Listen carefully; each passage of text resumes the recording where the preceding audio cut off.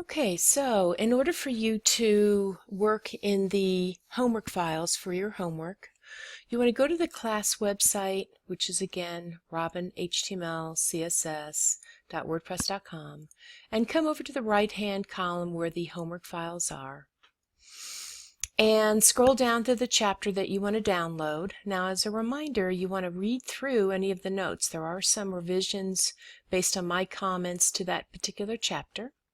And then what you're going to do is click on that chapter's link in order for you to download the folder. So I'm going to go ahead and download a couple.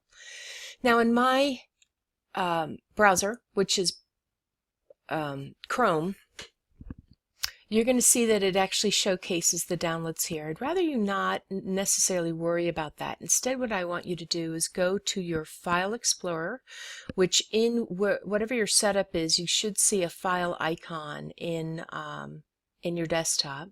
Click on it,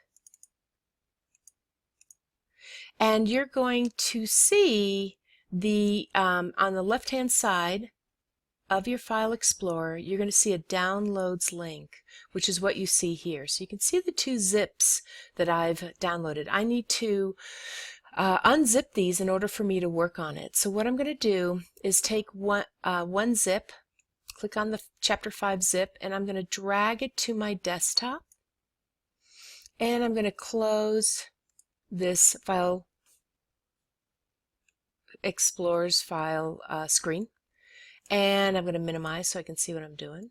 So I now have a zip. I want to unzip it. In order to unzip it, all you need to do is right click on the zipped file, and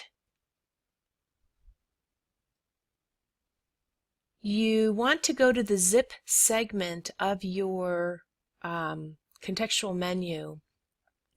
And in my case, I have 7-zip. You should have either 7-zip or a variation of 7-zip. Just hover over them to see. There we go. You may have an open with also. In my case, I have an extract here, but I'm just going to go ahead and click on Extract Files and OK. Once I've done that, I actually get in the upper left-hand corner of my screen, it loaded a copy of the content of this zip. So this zip is still a viable item that I can unzip again and get another one off of.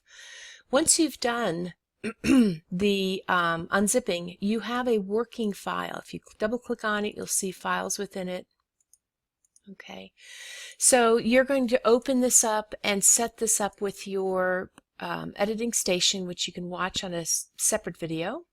But let's go through the steps of the unzip and zipping. So once you've unzipped the file, what you want to do is rename the file with your name.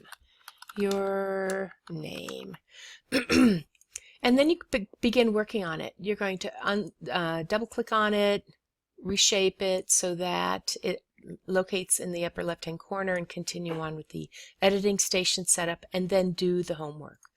Once you're done, you've got a file with your name on it. What you want to do is now zip the file so you can send it to me by email. To zip it, you basically right-click on the open file, and you come down to Send To, and the compressed zipped folder line item within your contextual menu. So now you've got your original Chapter 5, you've got your new Chapter 5, which you've completed with your name on it, and it carries the word zip as well as has this zip icon on it. Now, all you have to do is open up your browser, go into your email account, click on New Email or Compose, whatever your setup is. Send it to me, so it's robin.coons@sfcc.edu, and you want to include in the subject matter the chapter, homework, and let's go ahead and put WebOne. And you can even copy paste this. And what you want to do now is attach that zipped file. So I'm going to click on the attached file, excuse me, and in my desktop I have a number of files to select from. I don't want any of the open folders. Instead, I want to come down to the zip, and I'll notice there's the RK Start and then the new one, so Chapter 5 with your name on it. So click on it once, open it, and it actually loads as a single file, which is what a zip file is. It compresses a folder full of files into a single file. And once it's fully set up, you just go ahead and send.